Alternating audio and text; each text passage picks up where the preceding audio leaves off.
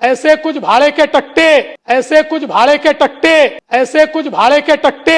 मित्रहो, देवेंद्र फडणवीस, आपले मुख्यमंत्री देवेंद्र फडणवीस, ते किती जरी आवेशानं बोलत असले ना तरी मागील काही दिवसापासून त्यांची देहबोली कुठल्या तरी अनामिक दडपणामध्ये असल्याचं दाखवत आहे.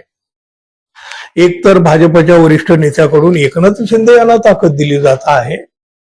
मुख्यमंत्री पदाच्या शर्यतीतून अजूनही एकनाथ शिंदे मागे गेलेले नाहीत, उलट त्यांचं एक एक पाऊल पुढंच पडत आहे. त्यातच देवेंद्र फडणवीस यांच्याकडे असलेलं गृह खातं उचकामी ठरलेलं आहे. प्रचंड महाराष्ट्रामधून या खात्याच्या विरोधामध्ये संताप आहे. गुन्हेगारी, भ्रष्टाचार यामुळं महाराष्ट्र पोखरत चाललेला आहे. मुख्यमंत्री पदाची आपली खुर्ची निसटून जाते की काय याची भीती सुद्धा फडणवीस यांना असावी आणि कदाचित यातूनच मुख्यमंत्री देवेंद्र फडणवीस यांचा संयम सुटला असावा असं दिसतं. राजकीय विरोधक तर त्यांचं रोजच वस्त्रहरण करीत आहेत, पण आता सामान्य माणूस सुद्धा सोशल मीडियावर व्यक्त होत आहे. सरकारच्या विरोधात आपली मतं मांडू लागला आहे आता सामान्य माणूस सुद्धा. मतदार आहे तो, त्याचा अधिकारी आहे. सोशल मीडियावरच्या लोकांच्या कमेंट बघत राहा. 95 ते 99% कमेंट या सरकारच्या विरोधामध्ये आहेत, भाजपच्या विरोधात आहेत आणि हे तर जन्मत आहे. एक वेळ ईव्हीएमला काही करता येईल, पण या जन्मताला नाही रोखता येत. सोशल मीडियावर भाजपच्या विरोधामध्ये वादळ उठलेलं आहे आणि या वादळाला देवेंद्र फडणवीस सुद्धा या वादळामुळे विचलित झालेले दिसतात.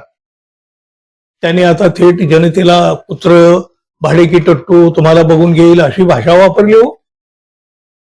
विधानसभेत देवेंद्र फडणवीस नेमके काय म्हणाले हे तुम्ही बघा. हमारे जयंतराव जी ने सही बात कही, जिनको कुत्ता नहीं पहुंचता वो आजकल सोशल मीडिया पर आकर सबको गाली देते हैं, मुख्यमंत्री को भी गाली देते हैं.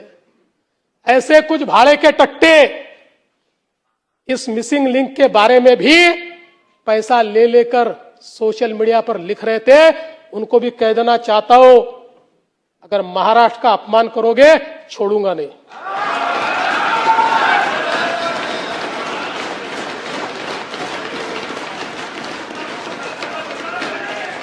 बघा बघा आता तुम्हीच विचार करा. जनता सोशल मीडियावर बोलते, आपल्या मनातला संताप व्यक्त करते, तर ती भाडोत्री होते, कुत्रे होते आणि याच जनतेची मतं यांना हवी असतात ना हो मग. आणि आता ती कुत्रे ठरतात, भाडोत्री ठरतात. अहो, काँग्रेसचं सरकार होतं तेव्हा सुद्धा जनतेनं असाच संताप व्यक्त केलेला होता. सोशल मीडियाचा सर्वाधिक वापर त्यावेळी भाजपानंच केलेला होता आणि आता अंगलट आलं की मतदार सुद्धा भाडोत्री ठरायला लागले, कुत्रे ठरायला लागले. मुख्यमंत्री पदावर असून सुद्धा बघून घेईन अशा धमक्याही देऊ लागले. अहो, खरं तर सोशल मीडियावर भाडोत्री लोक आणले कुणी हा पायंडा पाडलेला होता आणि हे लोक नक्की कोण आहेत याचा आधी विचार होणं तर गरजेचं आहे, मग त्यानंतर जनतेला अशा पद्धतीनं बोलावं.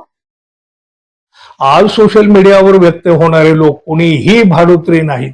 या सरकारवर वैतागलेले लोक सोशल मीडियावरून आपला संताप व्यक्त करीत आहेत, तर त्यांचाच अपमान.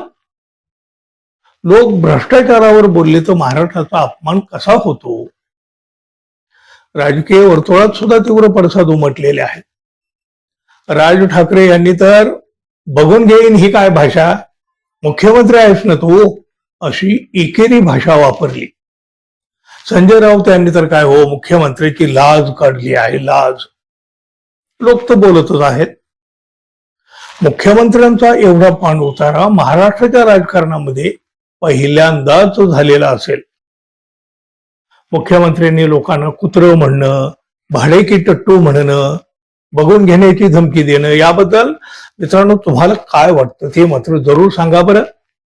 आणि जाता जाता आपल्या चॅनलला सबस्क्राईब करावं ही एक अपेक्षा तर आहेच. धन्यवाद. पुन्हा भेटू. नमस्कार.